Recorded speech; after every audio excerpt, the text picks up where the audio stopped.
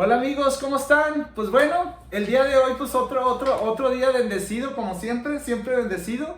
Pues recibí aquí a mi estimado gemelo twin, digo, Alfredo, pues es que me dio risa y llegó y digo, ah caramba, venimos igual, los dos calvos y después con camisa negra. Pues bueno, les presento a Alfredo de Stefano, pues un gran fotógrafo, reconocido a nivel nacional e internacional. Y le digo, oye Alfredo, ¿cómo la ves si me das una entrevista? Porque creo que es importante que la gente sepa lo importante que es la cultura en las personas, en la sociedad, y cómo has impactado a través de tu trabajo. Entonces, primero para comenzar, platícales quién es Alfredo de Stefano. ¿Quién es Alfredo de Stefano? Querido, muchas gracias por la invitación. Encantado de estar aquí. ¿Quién es Alfredo de Stefano? Pues Alfredo de Stefano es un artista visual, fotógrafo, cineasta, músico, creativo, un poco de todo, ¿no? Y aparte, padre de familia. ¿Cuántos hijos tienes? Tengo 2 hijos, sí, padre de familia. ¿Qué estudian tus hijos? ¿O ya se graduaron? Mis hijos ya se graduaron. Uno estudió cine. By the way, por cierto. By the way. Y otro es Relaciones Internacionales, pero es un creativo emprendedor. Ah, muy bien. Los dos son creativos, pero uno es emprendedor y el otro pues, me siguió más los pasos en el mundo de la imagen y de la creación a través de la fotografía y a través de la narración, que es el cine. Qué padre. Y a ver, ¿tú estudiaste desde un principio arte o cómo estuvo la cosa? Fíjate que yo quería estudiar cine. Pero en aquellos años era muy difícil estudiar cine. No había. ¿No existía? Sí había, pero eran 2 espacios en la Ciudad de México de muy difícil acceso y empezaba la escuela de comunicación. Y soy de las primeras generaciones, o no sé, pero que estudiaron comunicación y era lo que creí que en su momento. Pues era lo cercano. Sí, más cercano. Ajá. Porque bueno, son medios. Ajá, y luego hice televisión y. Ahí descubrí la fotografía. Ah, caray. ¿Y qué fue lo que te conectó para empezar a trabajar en el área de la fotografía? Y además, porque tu especialidad, digo, yo te conozco desde hace más de 25, 30 años, o sea, si te acordarás. Sí, ya nunca se me olvida. Dije, ¿quién es este señor? Me dijeron, pues hace paisaje del desierto, agarra cactus y ve las lomitas, y yo, ¿qué es esto? Y ahí, de hecho, ahí gracias a través de tu obra fue que conocí Cuatro Ciénega. No conocía Cuatro Ciénega hasta que te conocí a ti y empecé a ver tu obra y digo, ¿qué es esto? ¡Wow! ¡Qué cosa tan maravillosa! Y es cuando también me di cuenta que mucha de tu obra estaba también en muchos catálogos de Coahuila. Pero a ver, tú platícales, porque ya me emocioné, ya les platiqué de Pichincheros, pero bueno, continúa. No, bien, de eso está. Bueno, pues en la universidad descubrí la fotografía y me apasionó. Ajá. Pero nunca creí que en su momento me iba a dedicar a la fotografía. Obviamente empezó como, yo creo que los fotógrafos, o todos los fotógrafos que ya son profesionales, en algún momento comenzaron en esto como afición. Yo me gradué, hice televisión, fui godín, hice de todo, ¿no? Pues es que mira, es que es lo interesante, que les platiques a la gente joven, que es lo que me encantaría, y pues también a los padres de familia, que o sea, aunque tú salgas de la universidad de la más top, pues a lo mejor te va a tocar iniciarte desde abajo, y si tienes súper oportunidad de luego dar una gerencia, pues qué maravilloso.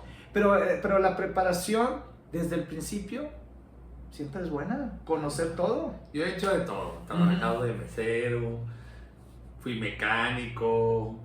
Mecánico también, wow. En algún momento trabajé en un taller mecánico, trabajé en una compañía minera, te digo, fui godín, trabajé en televisión, hice un poco de todo y luego ya, mientras estaba en ese proceso, estaba trabajando mi lenguaje fotográfico, aprendiendo primero la técnica y luego pues encontrando un lenguaje que caracterizara mi obra. Y ahí descubrí el paisaje, descubrí el arte contemporáneo, me fui metiendo y aprendiendo, soy un autodidacta en la fotografía. O sea, no fui a una escuela de fotografía, aprendí. Nunca fuiste a la escuela. De veras, y fíjate, y por decirte de maestros, fotógrafos, ¿tuviste alguno que te haya llamado la atención o no? Nunca tuve un maestro de fotografía. De plano. No, o sea, aprendí leyendo y viendo. Qué interesante. Ajá. En el arte y en los creadores y escritores, las disciplinas que son creativas, pues tiene uno que alimentar de leer mucho, de ver, escuchar mucha música, de ir al teatro, de sentir la vida, porque cómo construyes historias si no lees libros, si no vas al cine, si no escuchas música, si no dialogas, si no sales a la calle. Eso remárcalo, salir a la calle y conocer a las personas en persona, físicamente, y estar en los espacios físicamente para sentir esa emoción, esa energía, esa vibra. Escuchar las historias, que te las platiquen, vivirlas, leerlas, ¿no? En el mundo del arte, en el mundo de la creatividad, y llámese para publicidad, no necesariamente tienes que ser un cineasta, sino para publicidad, o para hacer comerciales, o para hacer pequeños cortometrajes, o para hacer documentales, o para escribir un libro, escribir un poema, o componer una pieza ya sea clásica o de música popular, o pop, o rock. Pues, ¿de dónde te alimentas para hacer? Pues de la vida en sí, pero también de la vida a través de los libros, a través de otras disciplinas, a través de las historias orales que te cuenta tu familia, te cuentan tus amigos, te cuentan la gente de la calle. Y hay que salir, como tú dices, hay que salir al mundo y vivirlo, porque estamos en un planeta en el que hay que vivirlo, y hay que disfrutarlo, y hay que viajarlo, y hay que escucharlo, hay que olerlo, hay que probarlo. Exacto, todas las sensaciones. Todas. Y fíjate, algo que me gusta de lo que estás mencionando y que la gente es importante siempre tener claro, la raíz de todos es la familia. Inicias en la familia, es tu primer núcleo, es tu historia, y de ahí vas creciendo tu creatividad, los amigos, los conocidos, etcétera, etcétera, etcétera, etcétera. Algo que me llama mucho la atención es los trabajos que tu especialidad es el desierto. Y has fotografiado y también personas de diferentes partes del mundo. ¿En qué partes del mundo has fotografiado? Porque digo, yo sé, pero quiero que le platiques a la gente tu obra, de dónde has fotografiado y dónde has exhibido. Pues mira, en esa búsqueda del lenguaje como creador, pues encontré en el paisaje una manera de expresarme, y en específico el desierto. Primero por razones obvias, porque estábamos en el desierto y a mí en esa época, en esos años, pues no podía viajar a otras partes del mundo, entonces lo que más me quedaba cerca pues era el desierto, saliendo aquí, agarrando el auto y caminando unos kilómetros, ya estás en el desierto. Claro. Y luego también porque encontré que en el desierto casi ningún artista, por lo menos en esa época y en esos tiempos, y creo que todavía, nadie le importaba. El desierto es un ecosistema que los que lo vivimos, algunos lo ven como un padecimiento, pero nadie le importaba hablar sobre el desierto, ya sea en términos visuales o de otra manera. Entonces para mí fue importante, a través de ese espacio geográfico, ese ecosistema, pues empezar a crear historias y hacer metáforas sobre la vida y sobre la muerte. Y eso con el tiempo me ha llevado a recorrer prácticamente todos los desiertos del planeta. ¿Los puedes nombrar? Y porque es interesante. He estado en el Sahara 3 veces, he estado en el desierto de Namibia, que está al sur del continente africano. He estado en el desierto de Gobi, que es en Mongolia. En el desierto de Thar, en la India. He estado en el desierto de Atacama, que es un desierto. ¿Ese dónde está? El desierto de Atacama está en Chile, pero abarca una parte de Argentina, una parte de Bolivia. El desierto Siloli en Bolivia, el desierto de Nazca en Perú, el desierto de la Puna en el norte de Argentina, el desierto obviamente chihuahuense en México, el sonorense también en México, el desierto de Arizona en Estados Unidos, he estado en Islandia, que como ecosistema no es como biológicamente no es un desierto, pero en términos visuales y en términos de la poca vegetación que hay, por la planicie, pues es prácticamente glaciares, roca volcánica y ceniza, lo que hay allá. Al tú estar en todas estas partes, ¿qué has notado? Porque finalmente, por lo que mencionas y por los lugares que estás, pues tienes una comunicación con las personas. ¿Qué podrías compartirnos de esas experiencias al estar tú en todos esos espacios? Fíjate que es muy interesante que, para empezar, las 4 o 5 filosofías más importantes, filosofías religiosas, de pensamiento más importantes o más grandes del planeta, todas surgieron en los desiertos. ¿De veras? Wow, el desierto es el espacio geográfico donde tú realmente te dimensionas lo pequeño que eres en términos del universo y del espacio geográfico en el que estás. No hay una naturaleza que te abrume, no hay una naturaleza que te agobie, por decirlo así, por lo grande o por lo encerrado en que te sientas, ¿no? En un bosque, en una selva, o en el mar, donde a lo mejor no estás disfrutando de la bóveda celeste porque estás lidiando con olas y lidiando con un barco, ¿no? Depende de dónde estés, ¿no? O la embarcación en la que estés. Entonces el desierto es un lugar que te da esa posibilidad de tener una paz. Por el silencio. Sí, exactamente, por el silencio que puedes encontrar en ese lugar. Esa manera de maravillarte con un entorno en el que ya ves lo pequeño que eres. En medio de toda esa inmensidad. ¿No?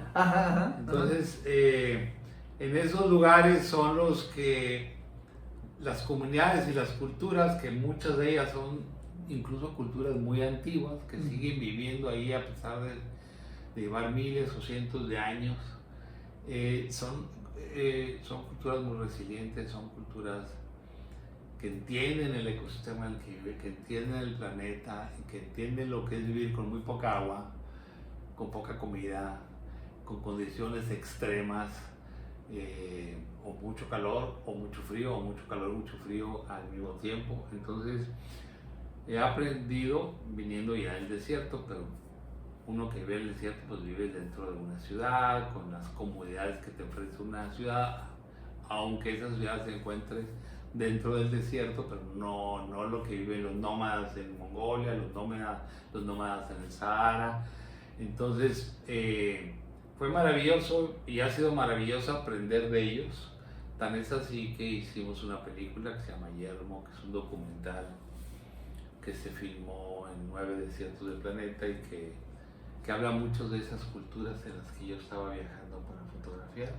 Y lo más interesante de la película es, más que hablar de ellos en la película, al final la película es qué veían ellos de nosotros. De veras. Para ellos, los curiosos o los personajes raros, por decirlo así, éramos nosotros, como alguien de un país que les costaba ubicarlo en un mapa. México, uno cree que en México todo el mundo lo conoce y que todo el mundo sabe dónde está y que todo el mundo nos ubica. Nos creemos el ombligo del universo. Sí, que México es un país que todo el mundo sabe que no. Les costaba mucho en esos lugares y en ese entorno. México no sabían dónde ubicarnos. Ni siquiera sabían que existía esa cultura. No les remitía nada. Nada, o sea, mariachi, nada, no les decía nada. Porque finalmente son áreas que están completamente desconectados de la tecnología. Sí, de alguna manera sí existen celulares, sí, pero no están pegados a la tecnología de la manera en que la vivimos nosotros. Ellos, su entorno es la naturaleza, es moverse de un lugar a otro, es lidiar con cabras, pastorear. ¿Qué es lo que sentiste estando con ellos? qué emociones te causaban sus personas? O sea, porque ahorita con lo que tú me dices, me da una sensación que como que estaban con una paz, una tranquilidad total, porque a mí en lo personal, las pocas veces que voy a un lugar así desértico, que la verdad el único lugar que voy es cuando voy a las termas de San Joaquín, y me salgo a la terraza a escuchar el viento que pasa a través de las hojas de los árboles, arbustos, y ver los pájaros que sí hay, y que es una cosa tan interesante porque, como tú lo dices, siempre tenemos la idea que en el desierto no hay vida, y en el desierto hay mucha vida. No, hay muchísima vida. Es más, vamos a el desierto que tú mencionas, que es donde está ubicada las termas, que es el mismo donde está aquí la zona, donde se encuentra Monterrey, digamos, Monterrey, San Pedro, toda esta zona, toda esta región, es el desierto chihuahuense. El desierto chihuahuense es el desierto más grande de Norteamérica y es uno de los desiertos más ricos en biodiversidad. Es más, el desierto chihuahuense es más rico en biodiversidad que toda la flora y fauna que hay en Canadá. De veras. En términos de biodiversidad. Sí. Aquí hay una riqueza biodiversa mucho más amplia que la que hay en todo Canadá. De veras, wow, no sabía, fíjate qué interesante. Eso que dices de que hay mucha vida, sí, en efecto, no en todos, pero en este particular claro. es un desierto riquísimo en flora y fauna. Qué padre, oye, pues qué interesante. Pues fíjate, ¿y qué les recomendarías a los nuevos talentos que están interesados en el área de la fotografía, del arte, la cultura? Pues un poco lo que te mencioné al principio. Si tú quieres ser un creador, más allá de aprender la técnica, que luego es muy importante aclararlo, muchos artistas, incluso fotógrafos que dicen que son artistas, creen que por dominar la técnica o por ser unos virtuosos de la técnica te hacen un artista, y eso no es cierto. Sí, lo he escuchado con otros Te maestros. hace un buen artesano. Exacto. El artesano es el que tiene la capacidad de hacer algo bello, pero repetirlo muchas veces. Exacto. Y un artista es el que tiene un lenguaje particular que a través de la técnica, ese es un elemento, ¿no? Para lograr hacer una buena pintura, hacer una buena fotografía, una escultura, etc. O tener la capacidad de redactar una novela, y puede ser un buen redactor, pero no saber contar nada, ¿no? Es que ese es el punto, que al final de cuentas, o sea, repetimos lo que todos los maestros saben, y la gente cuando vas a un museo o ves una obra, qué sensación y emoción te genera la obra. Eso es lo que hace la diferencia, y eso es lo que hace el artista. Y cómo lo está narrando. Exacto. O sea, la narrativa en todas las disciplinas es importante. Uno cree que la pintura, un pintor en una exposición, cuando vas hablando de un pintor serio y profesional y que ya tiene una trayectoria, pues está contando una historia a través de 10 o 15 cuadros, ¿no? Claro. O sea, sí te está diciendo algo. Claro. No son imágenes colgadas al azar porque fue lo que se le fue ocurriendo y pintando, ¿no? Claro. Y lo mismo un cineasta al hacer una película, lo mismo un fotógrafo, lo mismo un músico, a través de la música está contando una historia.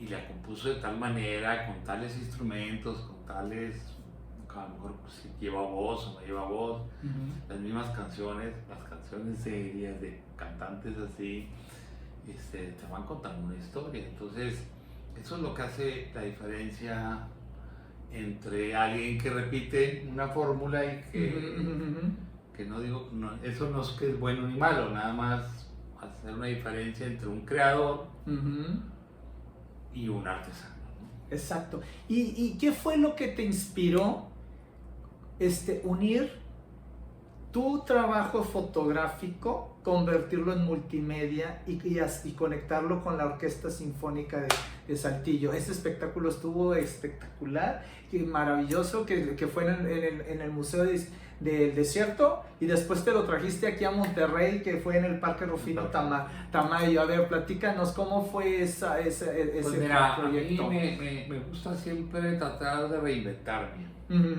y llevar a nuevas formas del lenguaje de mostrar mi obra. Los artistas visuales lo expones en una galería o en un museo o en un centro cultural. Normalmente, bueno, hablando de la fotografía, pues lo pones en un rectángulo, en un enmarcado, y lo cuelgas. Y está bien. La obra que se vende, la obra que normalmente, el formato que no digo por años, en la pintura por siglos, en la fotografía por más de 160 años, pues se ha mostrado, ¿no? Así es. Yo quería llevarlo a experiencias diferentes, y la música y la inteligencia artificial y la animación, y combinarlo, porque yo soy un artista multidisciplinario, o me considero un artista multidisciplinario. Se me ocurrió crear un concepto diferente de mostrar mi trabajo de muchos años a través de una pantalla gigantesca de 18 metros por 3 y con una orquesta sinfónica, una orquesta filarmónica tocando en vivo, con composición original, con composición de otros grandes maestros, de otro gran maestro, que en este caso fue Vivaldi, y que al momento de tocar se fuera mostrando mi trabajo de una forma distinta, en 2 etapas, básicamente una edición, y luego reinterpretando mi misma obra, reinterpretándose por mí mismo y por la música, en ese diálogo. Y la segunda parte del programa, que la música fuera creando las imágenes a partir de mi mismo trabajo. Exacto.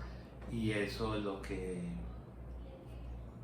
fue Tormenta de Luz, que es ese proyecto que tú mencionas, que tuviste la oportunidad de disfrutar. Así es. Y que aprovechó tu espacio para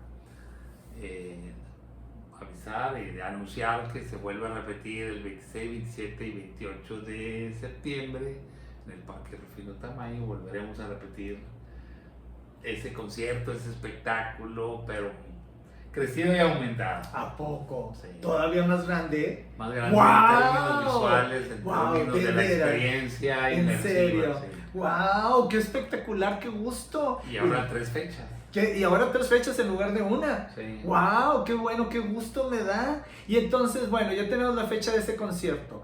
De ese concierto porque la verdad es que es un concierto.